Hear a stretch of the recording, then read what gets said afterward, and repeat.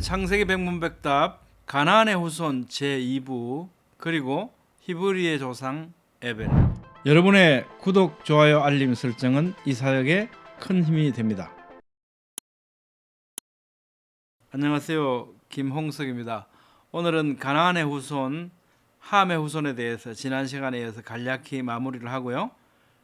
주로 내용은 셈의 후손에 대해서 시작하는 시간으로 살펴보겠습니다. 첫 번째 본문은 지난 시간에 이어서 가나안의 족보를 마무리하는 본문입니다. 가나안의 경계는 시돈에서부터 그라를 지나 가사까지와 소돔과 고모라와 아드마와 스보임을 지나 라사까지였더라. 이들은 함의 자손이라 각기 족속과 언어와 지방과 나라대로였더라. 가나안이 초기에 정착했던 거주했던 그 경계의 서편은요, 베니게의 시돈에서 블레셋 땅인 그랄과 가사에 이르는 지중해 해안이고요. 동편으로는 사해 남편에 있는 소돔과 고모라에서 그 위로 올라가면 북편 라사 그까지 이르고 요단강 계곡이 그 경계였습니다. 이곳은 후일 이스라엘 민족의 주요 활동 무대가 됐죠. 이들은 함의 자손이라. 본문은 10장 6절에서 함의 아들은 이렇게 시작돼 가지고 지금 계속되고 있지 않습니까? 근데 그 중에서 특히 가나안의 후손들은 이랬다라고 이제 길게 별도로 설명을 했고요. 그리고 19절에서 이제 이게 마무리됐다. 가나안 족속에 대한 설명이 마무리되고 이제 20절에서는요. 그 앞에 시작된 10장 6절에 시작된 함의 아들 이것을 이제 마무리를 하고 있는 거죠. 함은 노아의 아들로서 아버지 노아 형 야벳 셈과 함께 방주를 짓고 노아홍수를 겪었고요. 노아홍수 후에는 생육하고 번성하도록 하나님이 축복하셨던 어르신이죠. 우리는 함에 대해서 이상하게 좀 폄하하는 이런 느낌을 가질 수 있는데요. 그러면 안 될 것 같습니다. 노아, 셈, 야벳과 함께 현 인류의 조상 가운데 한 분이지 않습니까? 우리는 다 한 혈통이라고 하는 것을 잊지 말아야 할 것 같습니다. 각기 족속과 언어와 지방과 나라대로였더라. 직역하면 그들의 가족들에 따라서 그들의 언어에 따라서 그들의 땅들 안에서 그들의 나라들 안에 이런 의미가 됩니다.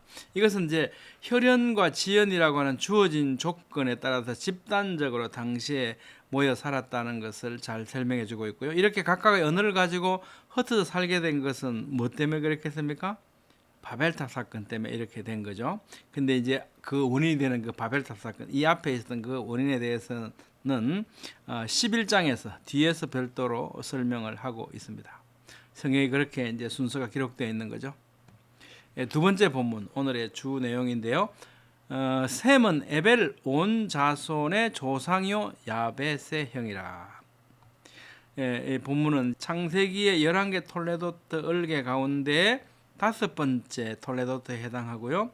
이 톨레도트가 2개의 큰 문단, 열린 문단으로 이루어져 있는데 그 중에 첫 번째 문단, 이 3개로 이루어진 이 문단 가운데 이제 마지막 3번째 작은 문단에 해당합니다. 이것은 전부 셈의 아들들, 셈의 족보에 관한 기록들이죠. 셈은 에벨 온 자손의 조상이요 이렇게 시작합니다. 우레 셈 아비 콜 베네 에베르. 셈이라는 뜻은요 이름 혹은 명성이라고 하는 뜻을 가지고 있습니다. 이는 구속의 역사가 기록된 성경 안에서는요 셈이 함과 야벳에 비해서 아주 큰 명성을 지니게 된 유명한 사람인 것과 이름이 잘 부합한다 이렇게 볼 수 있겠습니다. 셈의 혈통을 통해서 이스라엘이 오고 또 그 혈통을 통해서 예수 그리스도께서 오셨지 않습니까? 에벨인데요. 본문은 많은 자손들 가운데 특별히 에벨 온 자손의 조상이다 이렇게 소개를 하고 있습니다. 셈의 자손들이 얼마나 많겠습니까? 그런데 에벨 온 자손의 조상이다 이렇게 말하거든요. The father of all the children of 에벨. 이 셈의 족보를 이렇게 시작한다. 이것은 하나님께서 진행하시는 구속의 역사라는 관점에서 보면 이 족보가 선민 히브리 민족의 조상이라고 하는 것을 강조하는 거죠. 에벨은 히브리거든요. 즉 셈은 선민 히브리 민족의 조상이다라고 시작하고 있는 겁니다. 에벨 즉 히브리는요 믿음의 조상이라고 부르게 되는 아브라함의 직계 조상입니다. 그리고 히브리 민족이라는 이름의 근원이 되는 인물이기 때문에 셈의 족보의 시작에서 부각시킨 것으로 볼 수 있겠습니다. 에벨이라는 이름을 여기서 드러낸 것은 앞으로 성경 역사가 셈의 후손 가운데서도 특히 에벨의 후손인 히브리 민족을 중심으로 전개되어 간다는 것을 우리에게 시사해주고 있습니다. 에벨은요 건너다라는 뜻이 있습니다. 아바르에서 유래를 했는데 건너온 자 혹은 건너편이라고 하는 의미를 가지고 있습니다. 이것은 그럼 어디서 건넜다는 건가, 누가 건넜다는 건가? 이브림, 히브리와 그 어근과 뜻이 동일한데요. 따라서 에벨이라고 하는 이 이름은 아브라함이 유브라테스 강을 건너서 가나안으로 이주하기 전 에벨의 후손이죠. 에벨의 후손인데 그 가운데 아브라함이 이렇게 가나안 땅으로 이렇게 이주하기 전에 그 후손들은 어디서 있었다? 그 강 건너편에 살았다. 유프라테스 강 건너편에 살았다는 것을 암시하고 있는 이름일 수도 있습니다.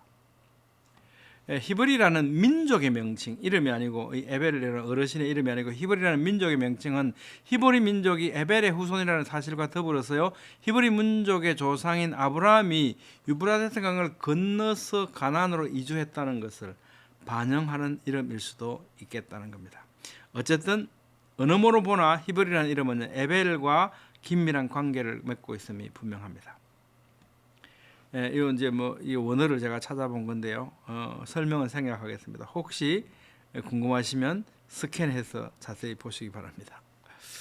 본문에서 에벨이라는 이름을 특별히 밝힌 것도 창세기 12장 이후에 전개될 히브리 민족의 태동, 이게 아브라함으로 시작되는 거죠. 히브리 민족의 태동과 셈의 족보가 긴밀한 연관을 가지고 있다는 것을 보여주는 것 같습니다. 이것은 성경은 1차적으로 구약 선민으로 부름받은 히브리 민족을 중심으로 궁극적으로는 어디에 이르겠습니까? 히브리 민족의 혈통을 따라 오신 그리스도 예수님을 향해서 가고 있기 때문이죠. 셈은 에벨 온 자손의 조상이요 야베스의 형이라 이제 여기서 이제 지난번에 우리 살펴봤습니다만 이제 이 본문 말씀에 와서 조금 더 자세히 살펴보겠습니다. 야베스 형이라 아히는 이제 형제 이런 뜻이거든요. 아히 예페트 핫가돌. 근데 이제 이게 예페트는 야벳이고요. 아히는 형제고 핫가돌은 뭐 형이라는 뜻입니다. 그러니까 형제 아히라고 하는 이 단어는요 형인지 동생인지 뭐 다 의미를 포함하고 있다는 겁니다. 근데 이 핫가돌이 누구를 의미하냐? 셈을 의미하냐? 아니면 야벳을 의미하냐? 이것이 이제 문제겠죠. 지난번에도 우리 한번 살펴봤습니다만 두 가지 번역이 가능해 보이긴 한데요. 자, 셈은 아히 예페트 핫가돌이다. 예페트와 핫가돌을 동일인으로 보냐? 아니면 예페트인데 셈은 야곱의 예페트의 아히 형제인데 형이다 이렇게 보냐? 두 가지라는 거죠. 그래서 이제 성경들을 쭉 찾아보면요, 개역 개정, 개역 혼용, 개역 한자, 개역 한글, 침례, 개역 개정 성경, 우리말 성경, 표준 세번역, 쉬운 성경, 공동 번역, 현대의 성경, 제가 찾아본 성경들입니다. 여기를 보면 하여튼 우리 번역 성경은 대부분이 다 제가 찾아본 모든 번역 성경은 셈을 형이라고 번역하고 있습니다. 그런데 외국 번역본들을 보면 셈을 형으로 번역한 역본들이 있고 야벳을 형으로 번역한 역본들이 있는데 야벳을 형으로 번역한 역본들 가운데는 킹 제임스, 뉴 킹 제임스 버전, 또 NIV, YLT, DBY, 웹스터, 또 70인역 영문 구약, 그리고 루터 성경, 여기에는요 야벳을 형으로 셈을 야벳의 동생으로 번역했습니다. 킹 제임스 버전 한번 보면 The Blood of 야펫 디엘드란 말이에요. 형인 야벳의 형제 이렇게 되어 있고요. NIV는 이렇게 번역했습니다. Old blood was 야벳, 형은 야벳이었다 이렇게 번역했습니다. 반면에 ASV, NASB, RSV, NRSV 이런 성경들은요 다 이제 셈을 형으로 야벳을 동생으로 이렇게 번역을 했습니다. 자, 그러면 원어 성경에는 어떻게 기록되어 있을까요? 이 내용은 제220강 노아의 아들 셈, 함, 야벳의 형제 서열에서 한번 말씀드린 바 있습니다. 아히, 예펫, 핫가돌 이렇게 되어 있거든요. 형제, 야벳, 형. 자, 이제 여기서 우리가 주목해 보실 것은 바로 요겁니다. 요 표시와 요 표시 요걸 한번 주목해 보시면 되는데요. 성경 히브리 액센트에는 26종류가 있는데 음악적 기능, 음성적 기능, 통사적 기능이 있다.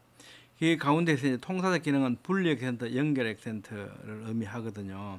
그래서 아까 말씀드린 그 두 군데를 우리가 보면 확인이 가능하다는 겁니다. 분리 액센트, 연결 액센트 이렇게 되어 있죠. 그 가운데서 이제 아히, 그죠? 아히에 있는 요 표기가 뭐냐니까 이게 분리 액센트구나. 디프아 예페트, 야벳 앞에 붙는 요거는 보니까 이게 연결 액센트 메르하구나 라는 겁니다. 그럼 얘는 얘하고 연결된다는 거죠. 여기 분리는 뭡니까? 이 뒤에 오는 거 여기하고 분리하라 이런 뜻이거든요. 그래서 지난번에 말씀드린 마찬가지로 야벳이 형이다. 그리고 셈은 형제였다, 분리였다. 누구의? 형인 야벳의 형제다. 이렇게 히브리 성경 우리에게 정확하게 의미를 전달해주고 있습니다. 자, 그러면 이제 한번 확인을 해보자. 어느 게 맞는지. 정경적 증거라고 우리 말하는데요. 성경의 본문 안에 있는 이 부분과 또 다른 본문에 있는 것하고 이제 서로 대조해 보는 거죠. 그걸 이제 인터텍스추얼리티라고 그러는데 창세기 5장 32절에 노아가 500세 된 후에 셈과 함과 야벳을 낳았지 않습니까? 500세 때 그럼 누굴 낳았냐? 자, 셈의 족보는 이러하니라. 창세기 11장 10절에 셈은 100세 곧 홍수 후 2년에 아르박사스를 낳았다. 셈이 100세가 된 것은 홍수 후 2년이잖아요. 홍수 후 2년이면 노아 602세지 않습니까? 노아 602세 때 셈은 100세니까. 그럼 셈 언제 태어났습니까? 노아 502세 때 태어났겠죠. 502세 때. 그럼 500세에 누가 태어났습니까? 야벳이죠. 왜? 함은 동생인 게 분명히 성경에 기록되어 있으니까요. 그래서 이 말씀과 대조해 봤을 때도 야벳이 형이 맞구나. 우리 확신할 수 있겠죠. 여러분 어떻게 생각하십니까? 오늘은 히브리 민족의 명칭의 근본이 되는 이 에벨에 대해서 집중적으로 살펴봤고요. 다음 시간에 셈 족보와 그 가운데 특히 아르박삿하고 셀라 사이에 또 누가복음에만 가이난이 들어가 있거든요. 이거 한번 살펴보겠습니다. 감사합니다.